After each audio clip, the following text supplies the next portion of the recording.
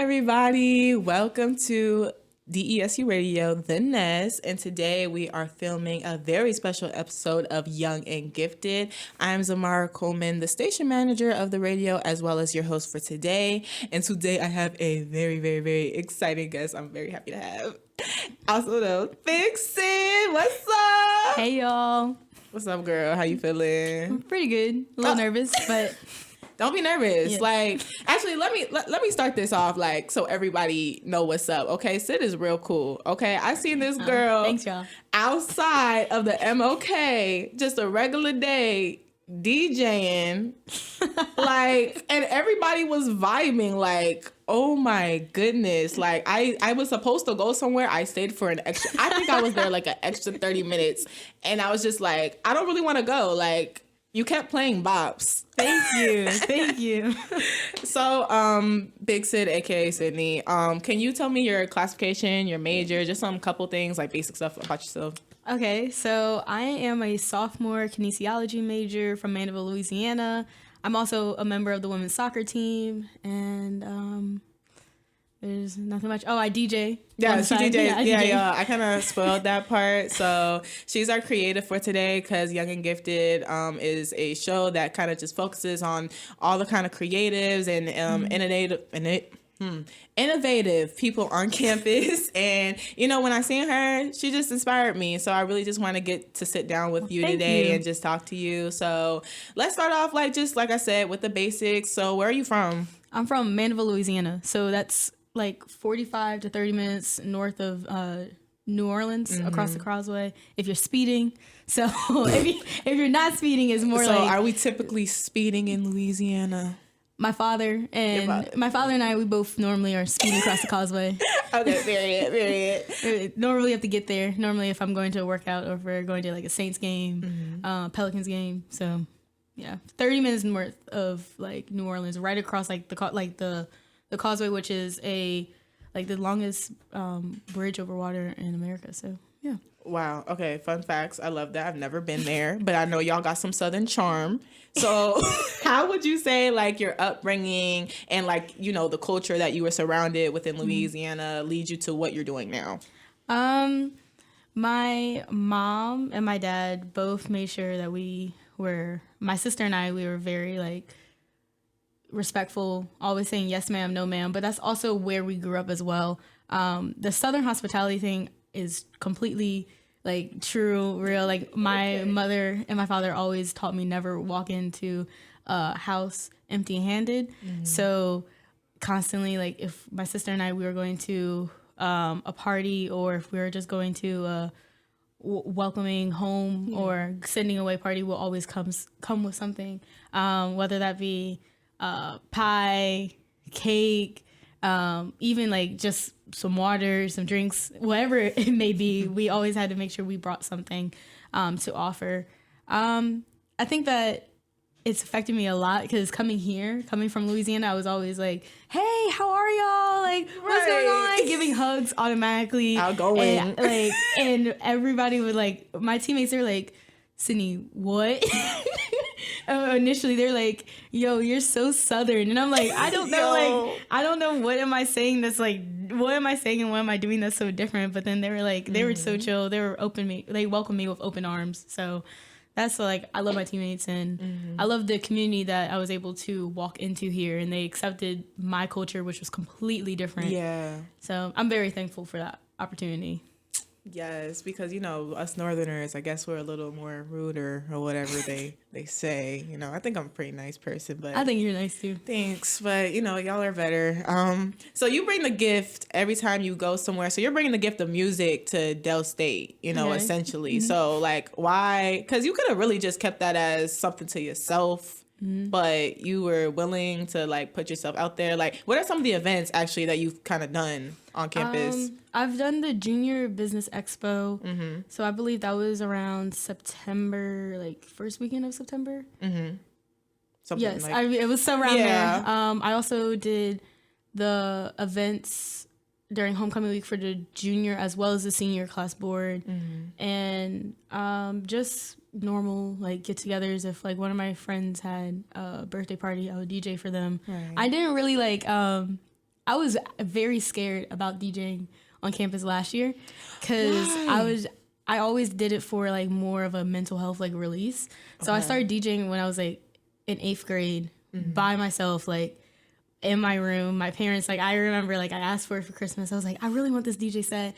And we were talking about earlier, like I always love music. I remember it like having like my CDs. I still have my CD player in my room. So it's like all those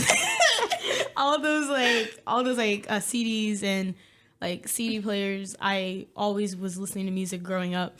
And when I was in 8th grade, I just said, well, might as well use it as like a release, as a mental health release for when I'm playing before soccer games. And now I DJ for my team before like before games for pregame warm-ups. So that's so like cool. It's really nice to be able to help create a good atmosphere in the locker room. So it helps me as well when I'm DJing before games. I'm like, I'm in a completely different mindset. I'm able to play better because I put my all into something before I go do what I like love so much, soccer. So it's nice. So it's two passions mending mending together. yes. And I'm like, I like how you brought up too, like, you know, where you kind of started with music. Like you had all them CDs and the CD players and just all of that old things that we don't use now because Apple Music, Spotify, you know, take over, whatever. So who do you like? What was kind of your inspirations musically wise or even DJ wise? And who do you kind of favor from right now? My favorite musical inspiration, I love Beyonce. Yes, so Beyonce, like one of my first songs that my mother tells me I sing when I was around 3 years old was "Crazy in Love" by Beyonce. That was my song. My favorite album of hers was B-Day. Classic. If you like Irreplaceable, Going Get Me Bodied, like Freak 'Em Dress, Green Light. Let's like Upgrade You, like all like I could go on. See, this is literally why I stayed when I saw her that day. Like she's literally just naming everything that I'm album, thinking. For me personally, I think that was the first album that I truly like listened to fully. As well as like I have the video like album as well. So when I was younger, my little sister and I, Skylar, like we would just be in the back of like my mom's car watching the album. And my mom took me to her concert. Her formation concert, and I remember my mom, like there were certain songs that my mom had to skip through, and she was like, oh, you can't listen to this song yet, you can't listen to that song, but like secretly my sister and I, we would go back and like listen to it when she would go into the store, or and she would say like, okay, stay here, and we would like, and when I went to the concert, my mom said, how do you know these songs, you know, like you weren't supposed to know them. I was just like, oops, got caught, right, like oops, it was too good, it was so anger, like you can't get like Ring the Alarm. You can't like not listen to that song. So oh my goodness, wait, okay, like you keep naming good stuff. I do like random question. If I needed a mix for a girls' night, what's like 3 songs that you would give me? Okay, if we're on like Beyonce or we can stay in the R&B category. Stay in R&B? Yeah. Okay. So I would say for a girls' night. Yes, it's a girls' night. We out here, you know, F them. Okay. You know what I'm saying? Like girl power. We watching trashy movies. Okay. Eating good snacks. I would say Upgrade You, because I feel like not only like the bass in it and the beat in the song is just something that I don't feel like anybody else will be able to remake. So whenever I think of Upgrade You, I think of like Beyonce like walking around Jay-Z around like in the chair, and she's like, let me upgrade you. So I would do Upgrade You. I would also take Sorry from Beyonce's Lemonade album, because I think that's important. And then I would bring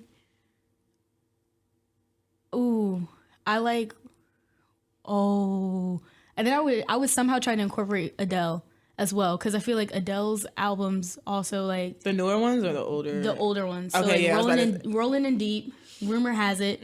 I would try to like incorporate either those 2 songs. Like one of my favorite mixes is the Rollin' Deep with the bounce remix. Like it's like there's a fire, and it's just like starts like going into New Orleans bounce. Yeah. I think that's fire. So I'll probably try to incorporate like the Rollin' Deep bounce music into Formation. The Formation Sorry. So that's what I would try to do. Okay, yo, you gotta play it for me now. Like, what the heck?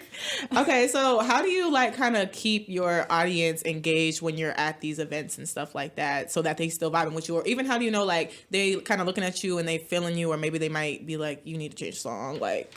Normally if somebody looks directly at me while I am DJing, I'll try to make sure I'm matching like one person's like energy during like every song. Okay. So if somebody did not like the song whatsoever, I'm like, okay, that means I have to change it within the next like 30 seconds or 10 seconds. Or I keep it on for like maybe like 2 minutes, or I could go into like a minute 30. It just truly depends on like how everybody, if like somebody's like dancing to the song or if a group of people are dancing to the song. Right. So you can tell like one of my favorite like songs.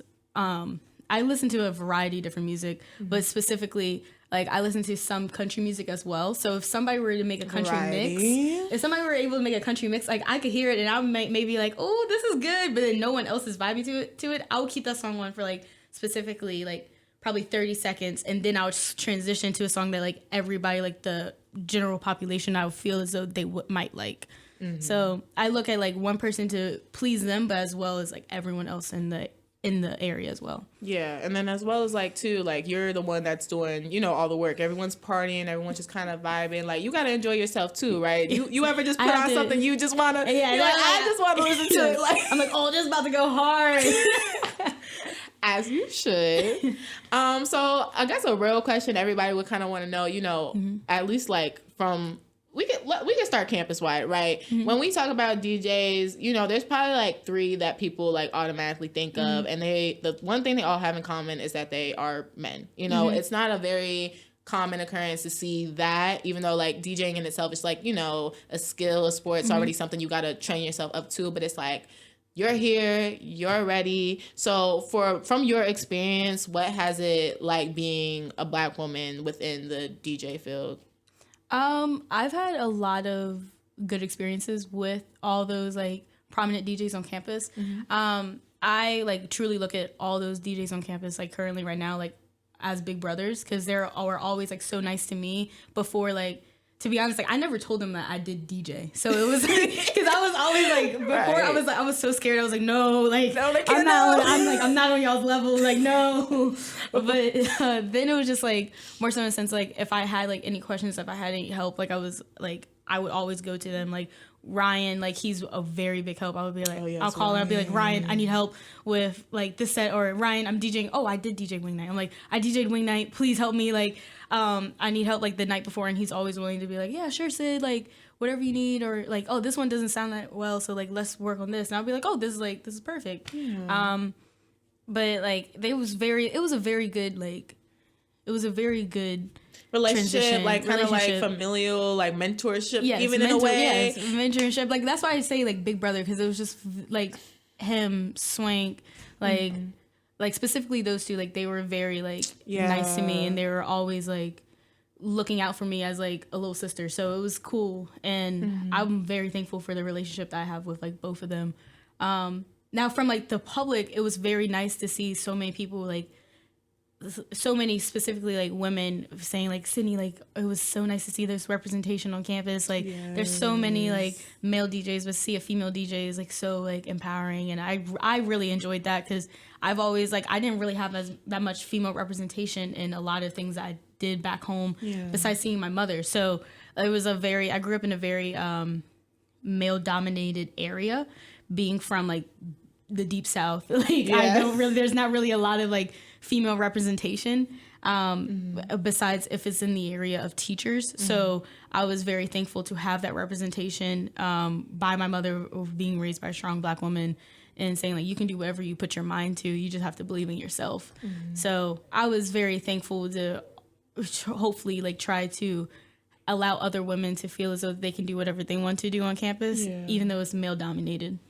And that's just a beautiful thing, as usual. And I was gonna say too, so you get a lot of like community support, and that's amazing. And then even like making your own kind of community within Del State. Would you say like, have you seen or have you joined any like communities like outside of this? Like, I don't know if there's like a big old group chat or something like that, or is there something that you've subscribed to? Like, is there something where it's like, or you've seen a lot even in the media, like specifically towards like Black women disc jockeys within the space, like? I've seen some, but I haven't really like researched completely into it just due to the fact that like I've always looked at soccer as like my number one, and then DJing was always something that like I was able to have like as an escape from soccer or from schools, from academics.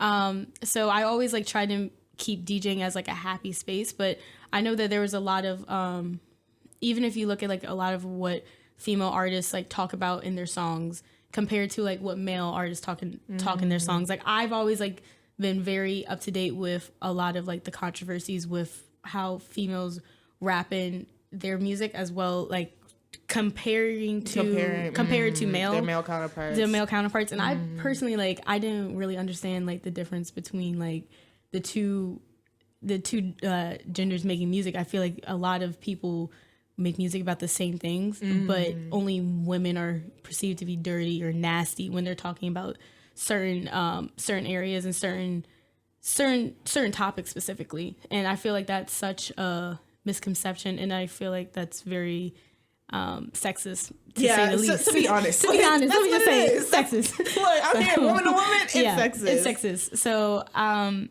that's another thing. Growing up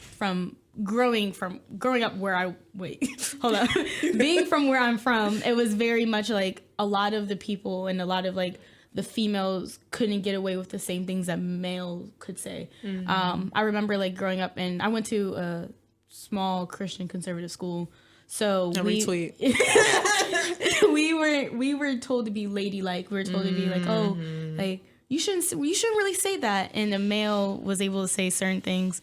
And it was very disheartening, especially as a woman, but then as an African-American woman, we had to like battle that struggle as well. And how like some of my fellow peers could say certain things. And then some of my fellow female African-Americans, we couldn't really say the same things. But, it was just that battle as well. I could see how that can be translated into the music industry today, as well as in Hollywood today as well. That was a word, but I feel like it's women like you that are able to break those kind of stereotypes and, you know, those barriers allow for more people to be able to achieve and know that they have an example to look at even too. Because sometimes some people just feel alone and just are like, well, no one else is doing it. That doesn't mean you shouldn't. Yes. But since you're saying you don't have nobody, here's one right here. So I guess my last question of you would be kind of what is your advice to someone who may just be starting out and maybe even having those fears like I was kind of mentioning earlier and like you were kind of talking about in a different light to really kickstart themselves? I would say form a community that, you know, is not always going to be your yes women or yes men. Someone who is all like people who are always going to make sure that they have your best interest at heart. Like my roommate that was just in here earlier, like when I would say like, hey, Mila, can you please like listen to this? And she'll be like, oh, I like this. Or she'll be like, no, I did not like that. I'll be like, okay, I'll be like, okay, thank you. And I have to like me as myself, I have to make sure that I don't take that offensively. Or like my teammates, if I'm in a locker room, like a lot of my teammates, specifically like Marley and Nicole, they'll make sure that they're like, oh, this beat goes hard, and or the other times they're like this, oh, I like this, but you could do this as well. So making sure that you can form a community that is not always going to be like, oh yeah, like I like this is good, and then you try to play it at an event, it's like everybody's looking at you crazy because it's really the blind leading the blind, like like I do not know. And then I'll also say like making sure that we as women, we support other women as well. Yes, build them up. I would 100% say that I would not have the same amount of confidence if it wasn't from like the first event like on campus publicly doing the Junior Business Expo, if I didn't have so many women coming over to me saying like, you did amazing, thank you for like just stepping your foot and putting your foot out there. And I was very thankful to have that support and that equal amount of like that camaraderie between each other. And I hope to do the same thing for someone else, or whether that be tomorrow or the next year or another younger classman to come. So or even upperclassmen, I want to be able to give back in the same type of love that I was able to receive. Big Syd got a big heart, y'all. Oh my God. But yes, I definitely agree with all that you said. Like, we definitely need to be bringing each other up, and then we'll just keep seeing more first. Like, well, not necessarily first. It's probably happened before, but things we just haven't seen in a minute that need to come on this campus, because whether it's DJing or being a barber or, you know, just things that are maybe seen as more male dominated, especially when women majority campus, like, let's get to it, okay? But I want to thank you for your time, and thank you for coming today. And this wraps up this episode of Young and Gifted, y'all. Bye.